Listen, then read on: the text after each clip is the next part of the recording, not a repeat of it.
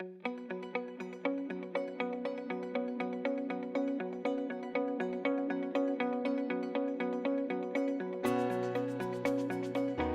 we're going to move right into energy.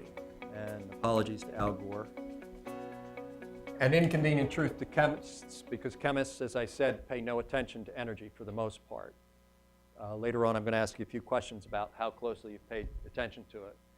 I'm going to start with the big picture, because everything has changed. Certainly within your lifetimes, things have changed rather dramatically. Things have changed even more dramatically in my lifetime in terms of energy.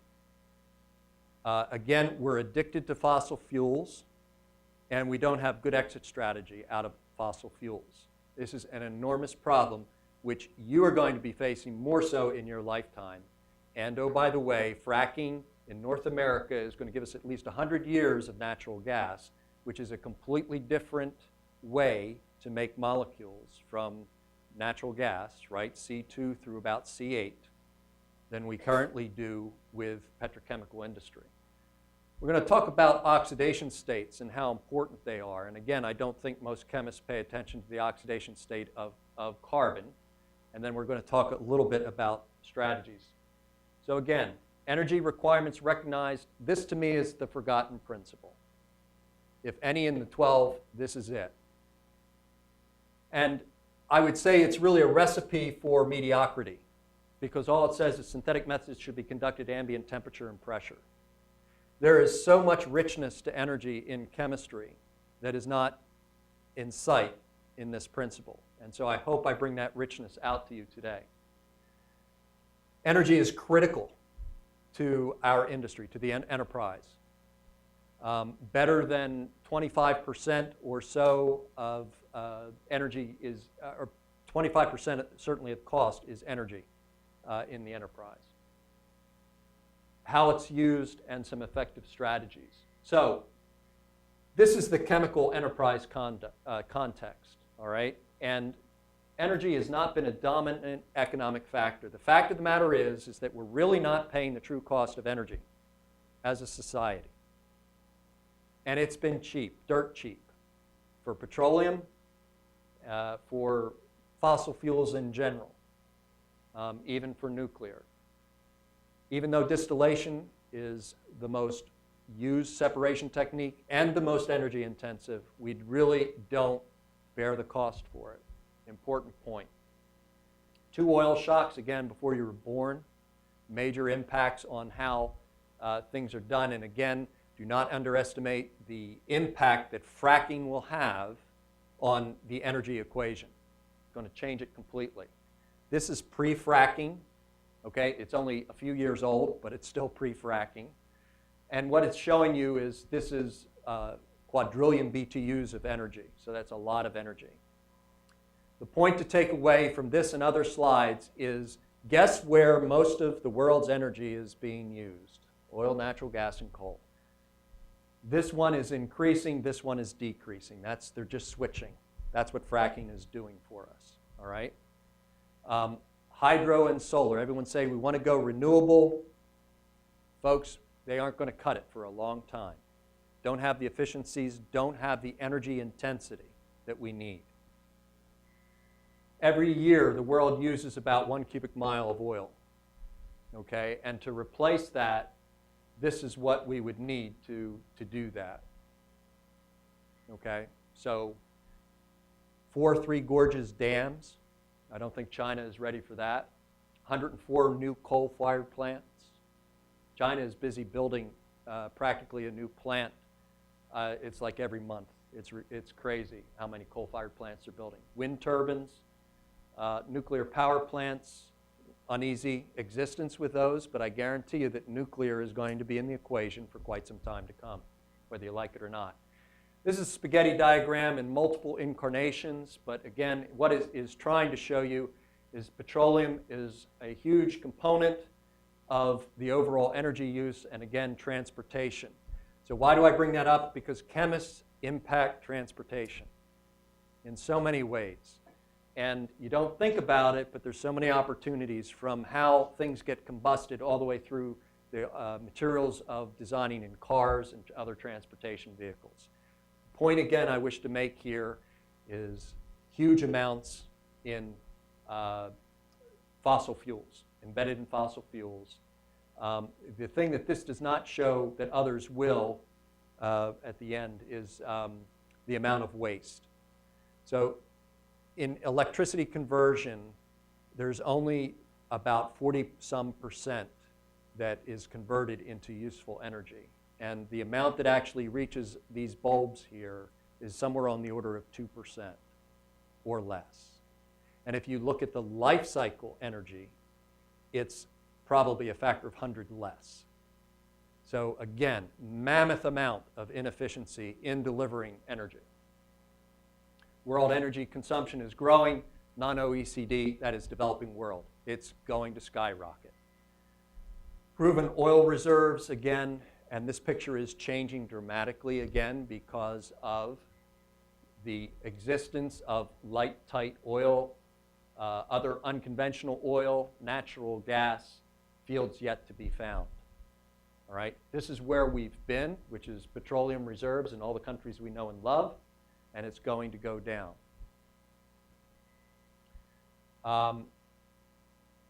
Don't underestimate economic growth and the importance of energy in economic growth, and also in population.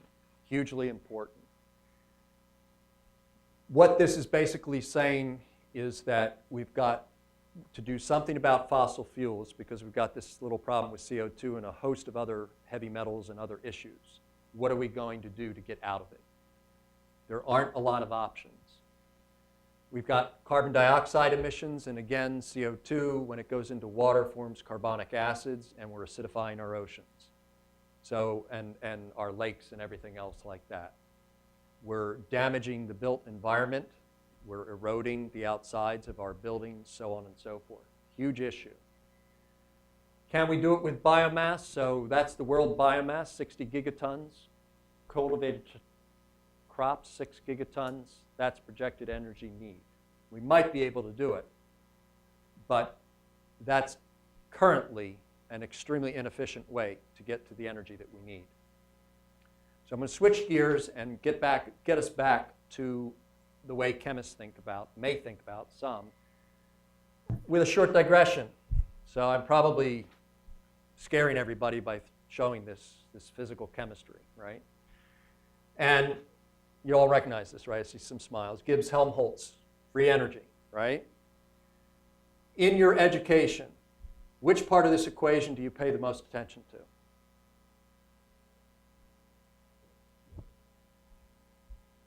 Delta H. Both chemists and chemical engineers. Virtually heats of formation, Q, right? So on and so forth. And you play around with temperature, yes. What about this one? Last night, just for fun, looked at a text when I was in graduate school, which was the text to be using to teach general chemistry. Out of 700 pages, there was one page devoted to that term. Delta S, entropy.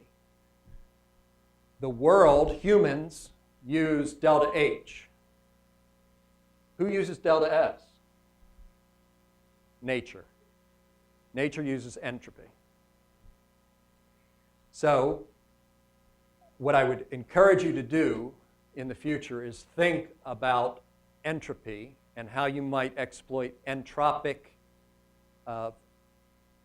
chemical mechanisms to do what you do.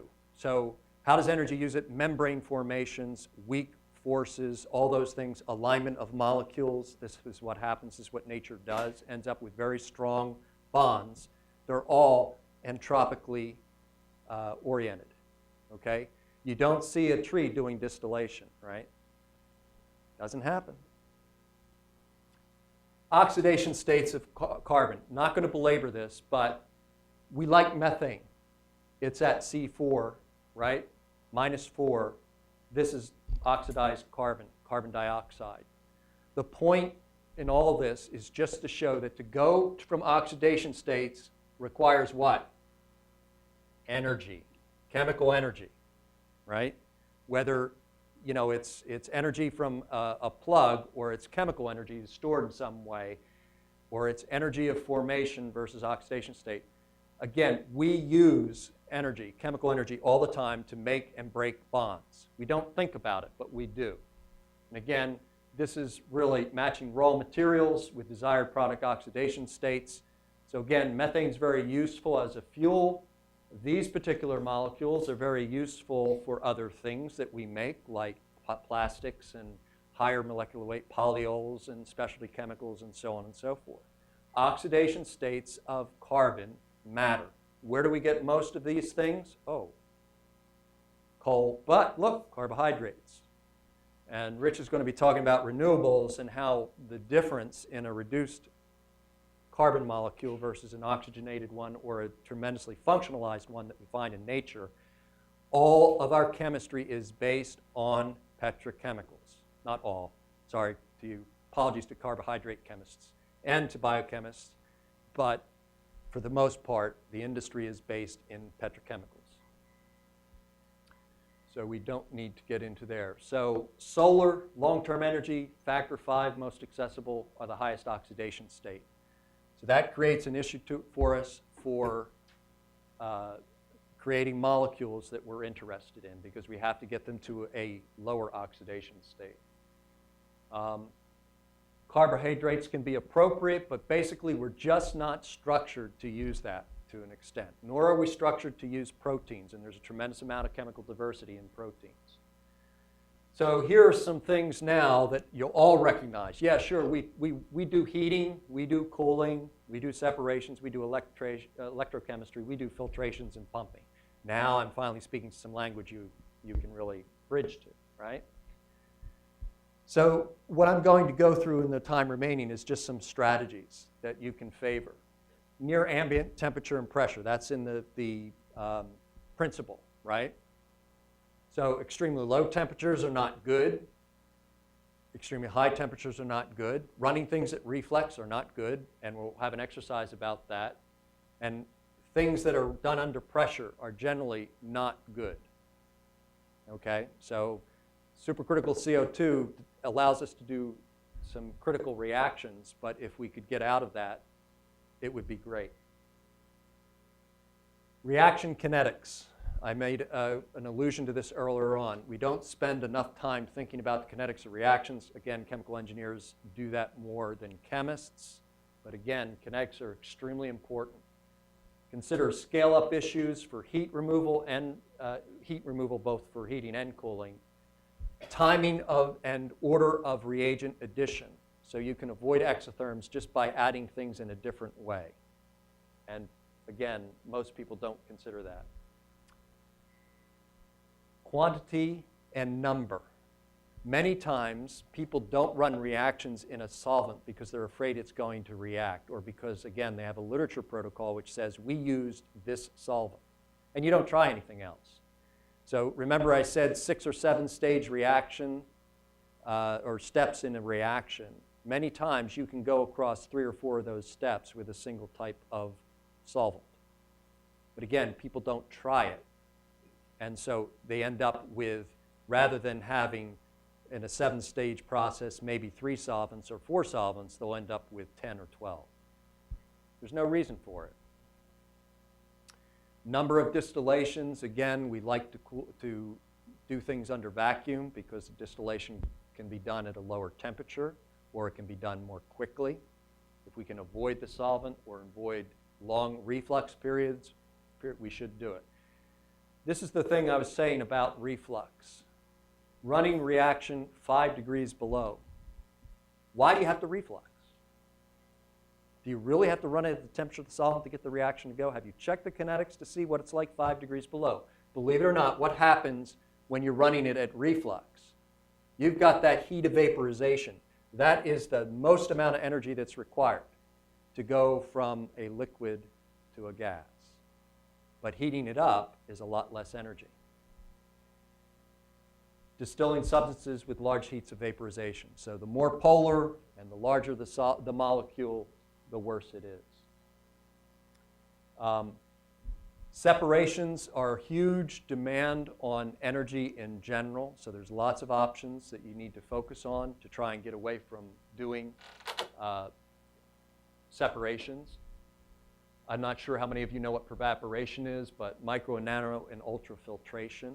This is just simply filtering things, and it is many times less energy intensive than holding a solvent at reflux or azeotroping off one solvent to pull in the next one. I mentioned also about alternative technologies. So many times, many reactions don't go because you don't have good mixing. Or you end up with tarring because you're not getting good heat transfer. And all of that could be eliminated if you had the right design of a reactor. That is not a round bottom flask, but something that looks a little different.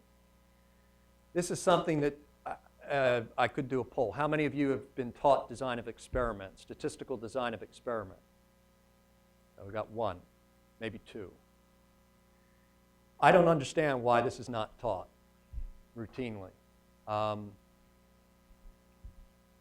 It seems that the world is content to run a reaction with one set of conditions and then just repeat those sets of conditions and never optimizing the reaction.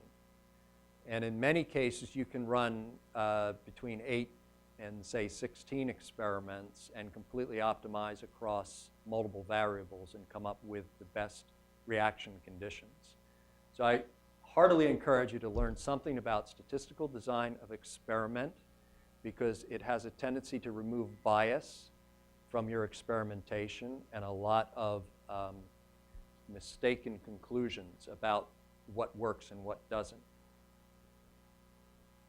It's designed for scaled up processes, and this is something that's going to become more important as you get out of academia and into industry if you take that particular route. But multi-phase solvent systems, emulsions is something that increases the amount of solvent exponentially. Runaway exotherms, huge problem. And mass transfer, huge issue. Again, getting the particular molecules close enough to react, that's really what we're trying to do. And that gets back to my question about why reactions are run so dilute. Let's face it, we've got to get the materials close together so that they react. So there's two ways of doing that. One, increasing concentration, and two, mixing, right? How many of you spend a lot of time optimizing concentration of your reactants and your mixing? Probably very few. For the biochemist, we could spend hours talking about fermentations and opportunities for improving fermentations. Ammonia is a big issue in fermentations. You use ammonia in the form of ammonium salts and use phosphate salts and things like that, but we're not at a point where we can do ammonia recycle, and that becomes a huge wastewater problem. pH control is an enormous issue. Carbon sources for feeding your bugs, or your, not your algae, because they're going to be doing CO2, but in most fungal or microbial fermentations, pH control and carbon sources are extremely important. They invariably take you back to agrochemical, like sugar. So I just want to come out to the macro scale and give you another factoid. Most people think that all of the energy is consumed in running the process. In fact, most energy in R&D organizations, all right, and in most industrial settings is a base load energy. Number one, HVAC, or refrigeration and steam. So again, there's very little you can do from a chemical perspective in the current way in which we make molecules. And I'll just leave it at that. There's lots of things you can do if we tried making molecules in a different way that would change that. But right now, this is where we're at. This is just another depiction of the same kind of thing. The thing to note in this slide in particular is the amount of energy that ends up in losses. All right, transmission losses, boiler and electricity losses, pipes, valves. steam traps, so on and so forth. Tremendous amount of energy that we produce is lost. So think about that the next time you set up your reaction to do a distillation and you put a heating coil around. And I think that I'm getting more than the high sign here, so I have to stop. And you have another activity.